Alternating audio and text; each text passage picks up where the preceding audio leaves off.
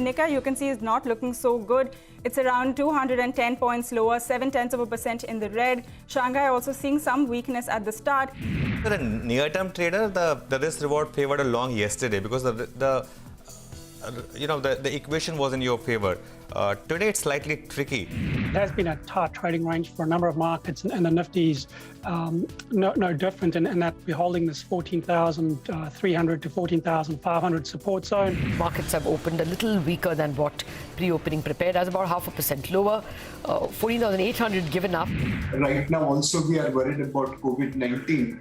The market cap to GDP ratio is almost doubled to 100%. The Adani Group, they have given you returns of close to around 200% to close to around 950% in a single fiscal year. Markets down and out, we're down 130 points. You're going to see a contraction of perhaps 6.5%. Of course, this would be the GVA.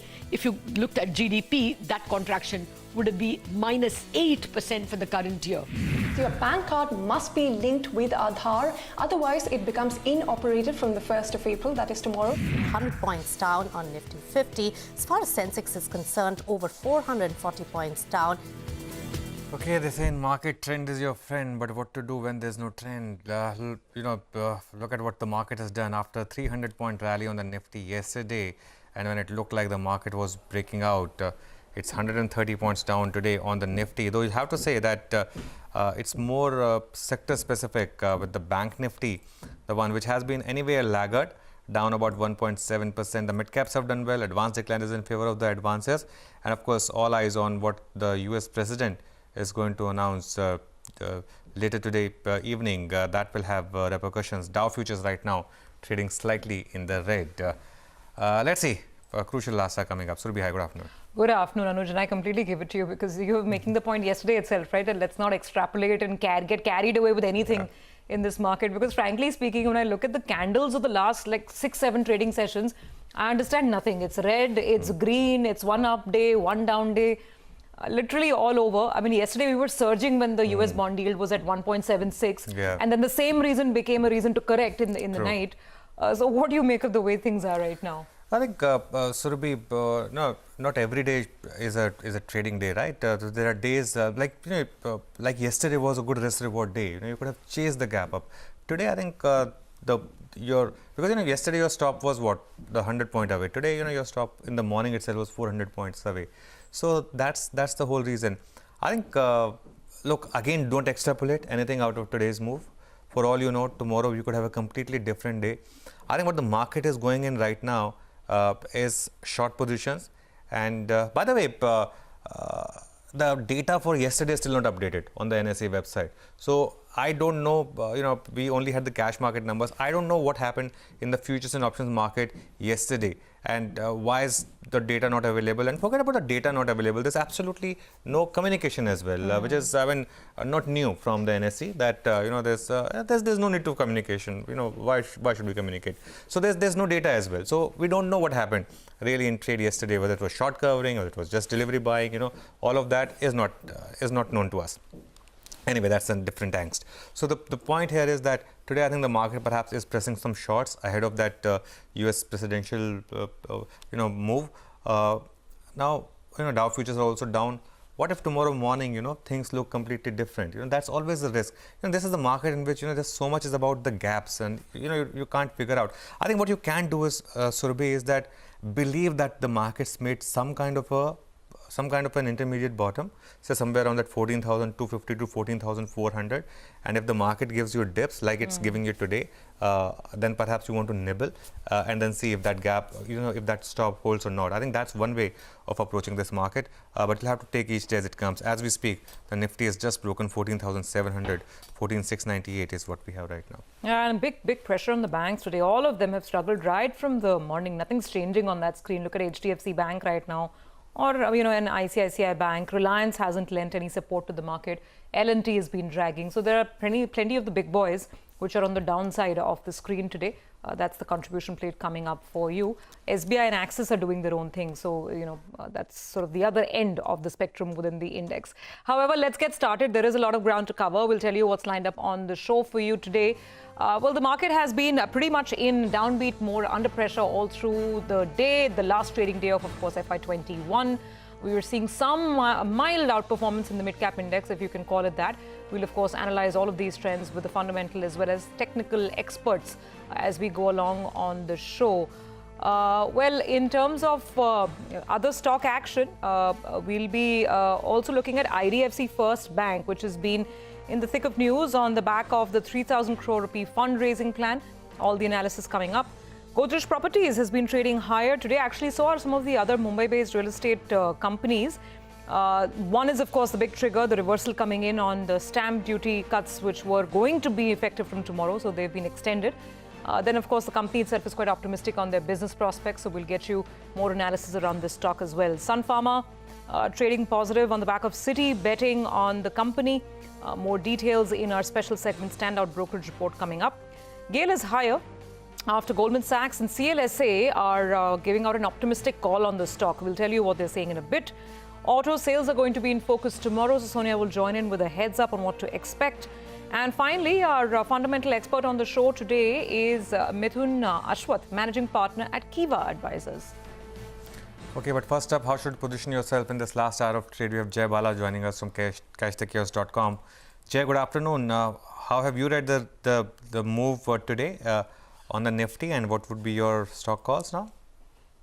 Yeah, good afternoon, Anuj. See, the markets are slightly not behaving according to expectation. The markets were expected to come to 14,800, 14,900 range. It's come there, but so far it's not yet picked up acceleration to the downside. So for those of us who are negative on the market, that's a slight, level of caution. The markets are misbehaving slightly on an extreme short-term basis. But on a higher time frame, as I said 2 Fridays ago, the markets from the next quarter perspective, it's going to be much lower. But before that, is it starting to accelerate right now, or has it got one more high that's coming before it starts to accelerate? That's the question that still remains unanswered.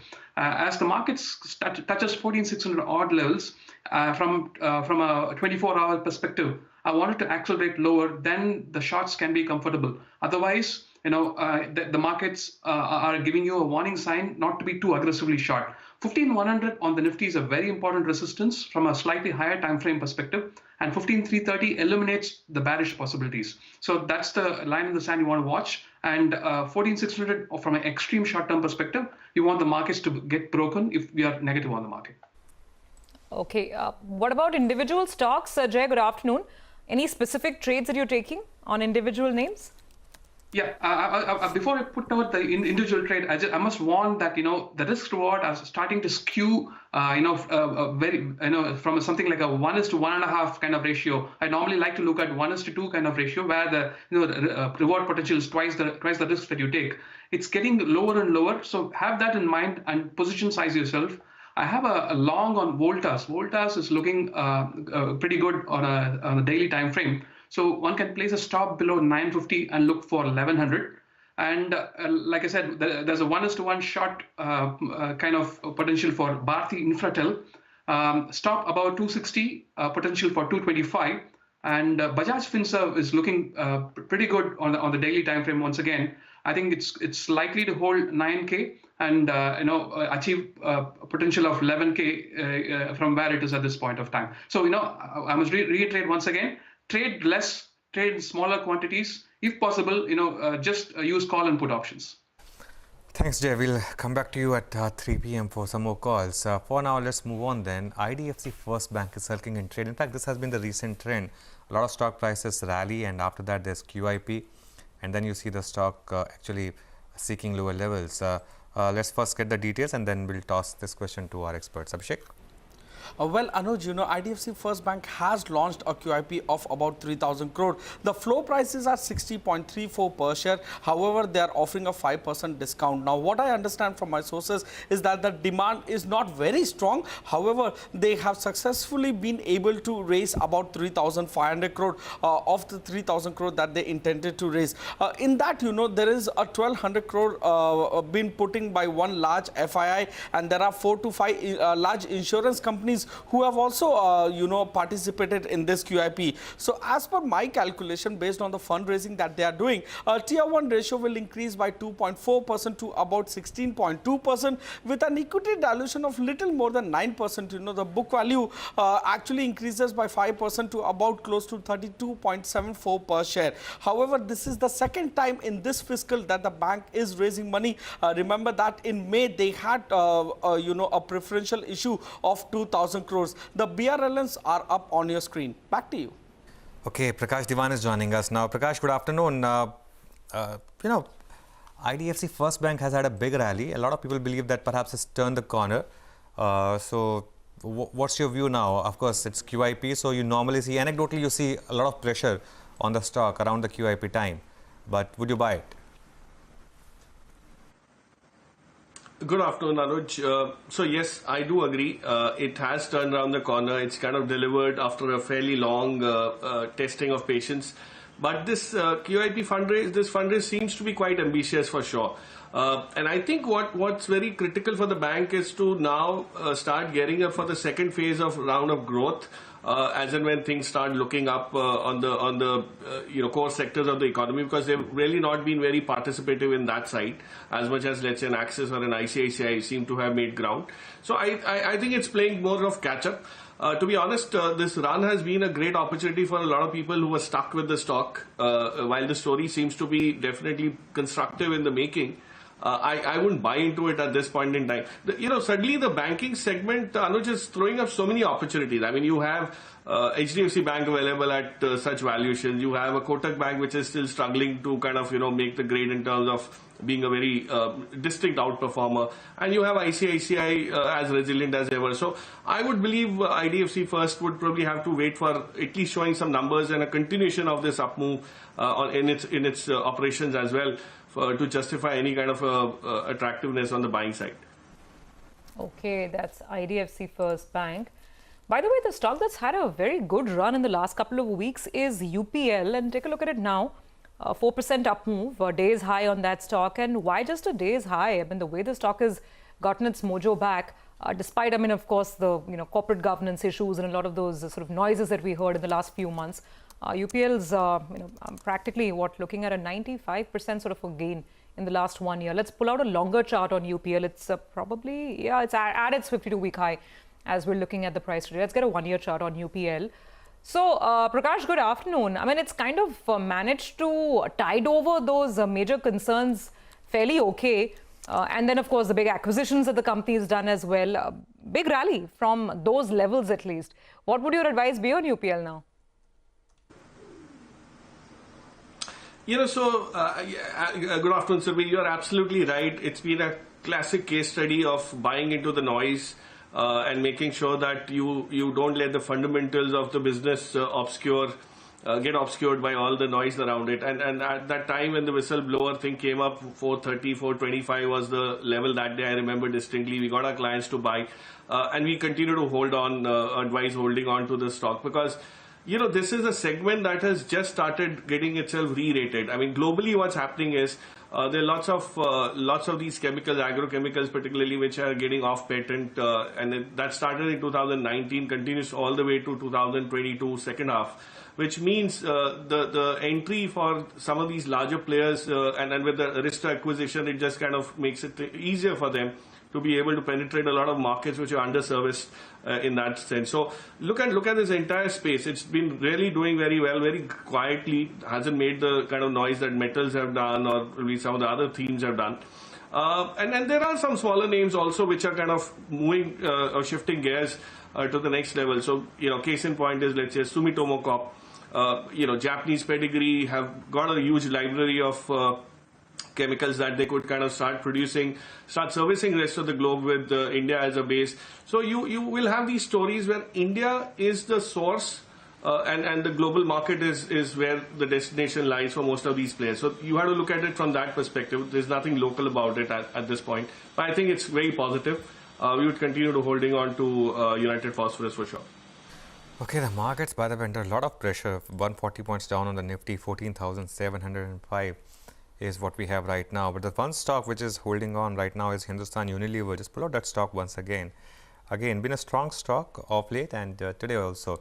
It's now in fact moving to the high point of the day. Just look at that move on that stock. Quite a bit of traction building up. Traction building up in Godrej Properties as well. Of course, you know, Yash broke the story that the stamp duty reduction that was expiring today perhaps could continue. That's of course a news. But earlier we spoke to the management as well, and you know, they had some nice things to say. So let's hear out, and then I'll take Prakash's view on Godrej Properties. We have been, growing quite rapidly over the last few years, and deploying capital in the market where market conditions were tough for many players. This strategy is something which has been working very well for us, and this new round of fundraising was in line with the same strategy. This is the third fundraise we have done in the last 4 years. So clearly, the idea is to deploy this capital in new business development opportunities. It will have a temporary impact because a lot of people have preponed their sales, for this quarter, given the impact. So I think it might have an impact for a month or two. But we're seeing, the demand revival across geographies. So even in Mumbai and Maharashtra, when these things go away, I think after a month or two, once the things stabilize, we would expect demand to come back strongly. One should not forget that this is one of the most affordable times to buy real estate. So affordability is at all-time high, and people have understood the value of homes, in the post-COVID world. Okay, so that's Godrej Properties. Prakash, what's your call on the stock?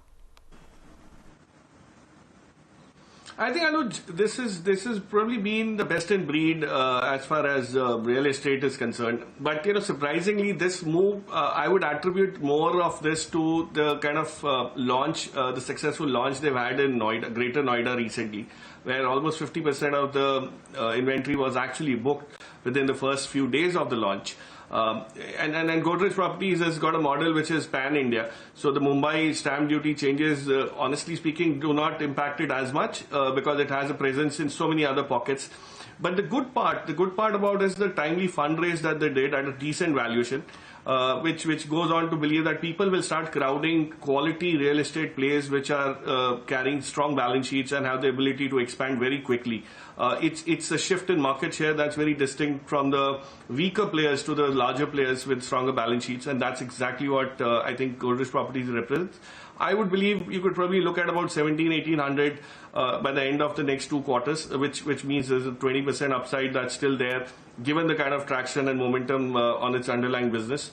I would believe the stock will also give you opportunities to buy into at lower levels on some decent days, but that's the kind of price objectives that you could very comfortably look at. So the risk reward is favorable for sure, and I would go on to extend that the real estate pocket will also throw up some more names as we go along, as this stamp duty reaction of sorts by the government would get replicated in other geographies as well. Okay, that's a view on Godrej Properties. Let's take a break on that note. We'll come back on the other side with some more stock analysis. Also, of course, we'll look at Sun Pharma. Now, Citi is betting quite big on the stock. It's their preferred pharma pick. All the details coming up. Also, we'll get chatting with our alpha manager of the day, Mithun Ashwath of Kiva Advisors, on the other